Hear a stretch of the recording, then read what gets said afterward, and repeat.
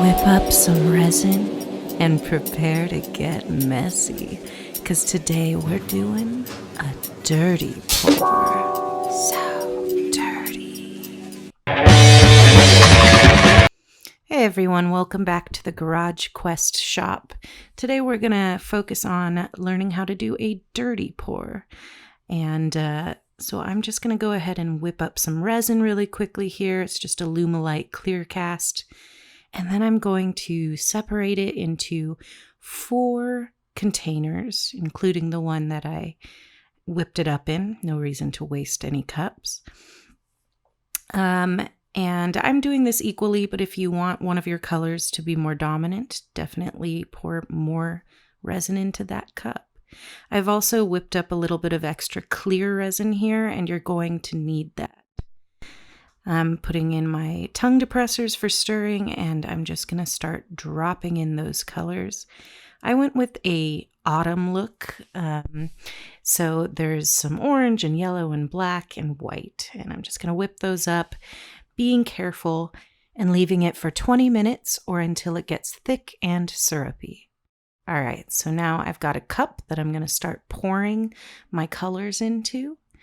I'm going to start with the color that I want to be my main base color, and that's the orange color. So I'm pouring that in. Now, because we let it sit for 20 minutes and it did get pretty thick, it is kind of hard to pour it directly. So I'm giving it a little scrape just to help it along. And once we get that in there, we're going to move on to the next step. Get that all in there. There we go. All right, now before we move on to the next color, we want to grab that clear set of resin that we had set aside, and we're just going to pour a little of that. You can pour it to the side of the previous resin or in the middle, but now I'm going to pick up my next color and pour that color right on top of the clear resin that I just poured. So the reason we're doing this is it just helps the colors stay separated as long as possible. And that's a really crucial part of the process when you're doing a dirty pour, because you don't want to just blend the colors. So I've poured a little more clear, and now I'm going to put my black in there. The black really started to cure, so it is pretty thick here, but I'm going to go ahead and scrape it all in.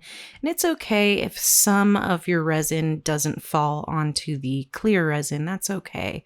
You know, it is called a dirty pour, so you do your best to keep it separate, but inevitably it's going to get messy. So I added a little more clear on top of the black, and then I've added my white. Now, I just take a little tongue depressor. You can use a toothpick if you like, to give a very gentle swirl. You have to be very careful with that.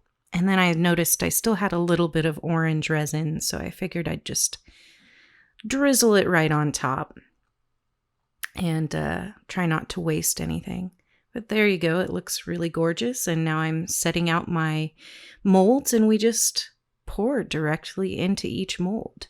I think I'm going to pick up this one here and give you a closer look at how gorgeous a dirty pour looks when you're pouring it.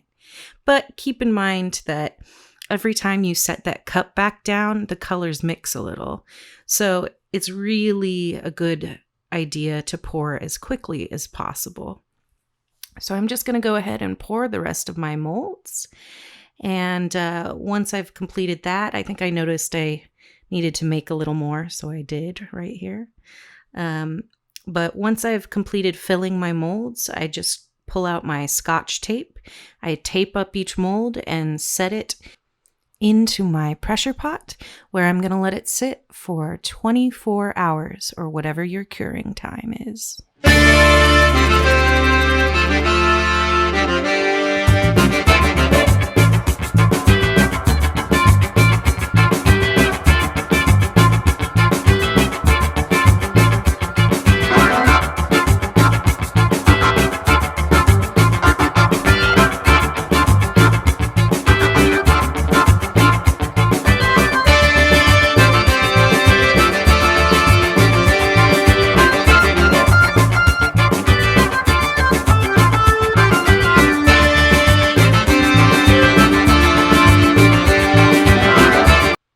Let's see that reveal.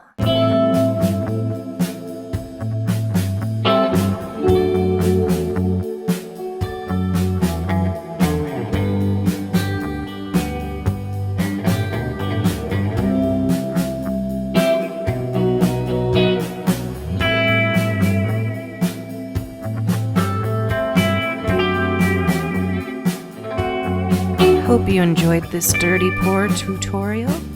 Please subscribe. And thanks for watching.